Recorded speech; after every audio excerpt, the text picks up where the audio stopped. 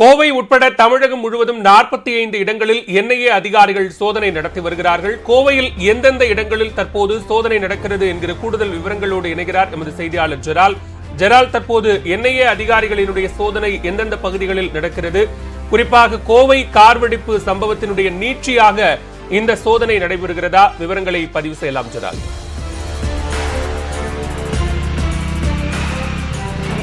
வளவேல், கடந்த மாதம் 23ஆம் தேதி கோவையில் கார் வெடிப்பு சம்பவம் நடைபெற்றது. இந்த சம்பவத்தை தொடர்ந்து என்ஐஏ அதிகாரிகள் தற்போது தீவிர விசாரணை மேற்கொண்டு வருகின்றனர். ஏற்கனவே கோவையில் உள்ள பல்வேறு இடங்களில் விசாரணை மேற்கொண்ட நிலையில் தற்போது இன்று 20க்கும் மேற்பட்ட இடங்களில் விசாரணையை தீவிரப்படுத்தியுள்ளனர். இன்று காலை சுமார் 5 மணி முதலே தற்போது விசாரணையானது தீவிரமாக நடைபெற்று வருகிறது. கோவையில் கோட்டைமேடு, உக்கடம், குனிமுத்தூர் உள்ளிட்ட பல்வேறு இடங்களில் இந்த விசாரணையானது தீவிரமாக நடைபெற்று வருகிறது. என்ஐஏ அதிகாரிகள் ஏற்கனவே தங்களுடைய வளையத்தில் உள்ளவர்கள் என்று குறிப்பிடப்பட்டுள்ள சில நபர்களின் வீடுகளில் விசாரணை மேற்கொண்டு வருகின்றனர். நாம் தற்போது கோட்டைமேட்டு பகுதியில் நின்று கொண்டிருக்கிறோம்.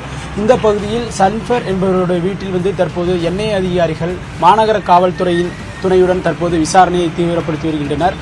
கிட்டத்தட்ட 10க்கும் மேற்பட்ட அதிகாரிகள் இந்த விசாரணையை தீவிரமாக மேற்கொண்டு வருகின்றனர். இந்த விசாரணையின் முடிவில் அடுத்த கட்டமாக தொடர்ந்து பல்வேறு இடங்களில் விசாரணையை மேற்கொள்ள உள்ளதாக அதிகாரிகள் வட்டாரத்தில் தெரிவிக்கப்படுகிறது.